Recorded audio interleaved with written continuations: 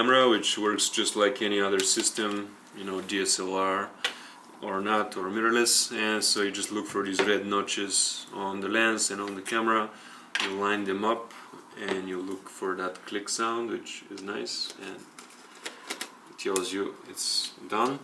And here it is mounted, and it is bigger than the camera itself, and heavier, but it's much smaller than lens like the ones that go to the 2.8 aperture range.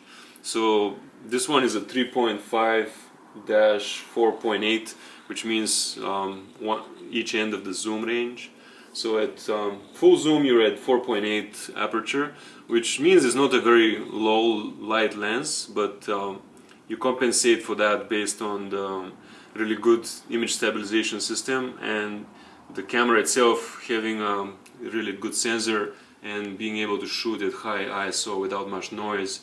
So they say this one does just fine handheld and even goes to 1.8 or an eighth of a second shutter speed, which is kind of phenomenal if you're able to handhold the zoom that way. So there's that. When it extends all the way, it gets even longer, and it comes with a lens hood which will make it even longer. And then it becomes this long. It's pretty crazy. Another thing that comes with it, as all the X lenses by Fuji, is this really nice sleeve to put it in, which also is made of the microfiber, kind of like a lens cleaning cloth. So your sleeve can also clean your lens, so you don't have to have two things. And the focus is up front, the ring up front, and this ring is for aperture, even though you don't quite see an indicator. The only indicator is on the camera itself, so you don't know what f-stop you're on just by looking. In contrast, this 35mm lens does have the f-stop pretty visible right here, so that's one difference. And this thing is also weatherproof, which is quite nice. I don't think this one is the zoom, and neither is my other zoom, so I wonder if it's just harder to weatherproof a zoom lens because it moves around. Well, this prime did come as a weatherproof. Another thing to take note is the 62 number here, which is really the diameter, which tells you what kind of filter you need, and that is slightly off 4mm from this one, which means that, as always, I need another filter, and it's kind of scary to shoot with it until then, because if anything scratches or breaks that glass right here, the lens is pretty much useless, and you need to send it back for a nice sum of money to get fixed. I guess now we're ready to go shooting.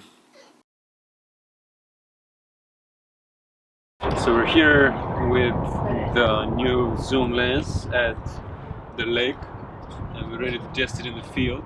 It's looking quite nice and very long, as you can see. And from what I've found so far getting here, it's pretty good. The sharpness of the image is really extraordinary. So we'll take some shots and we will later be able to see them on the big screen. Nice thing about it, and the big reason I got it, is because I shoot a lot of travel photos, and when you're shooting travel, you're typically in places you may never go back to. So if a shot is farther away, you may never get to catch it again. So you can actually kind of sit in an area like this, for example, and get many shots of things happening around you with the zoom lens without having to worry to close the distance. And other nice usage for it is, of course, things like sports or shows where things are a bit farther away, but you have to get a close-up. Street photography where things are happening fast and you don't have time to close the distance. And one of the best things, of course, is wildlife photography, where animals won't let you get too close to them. So let's take some shots.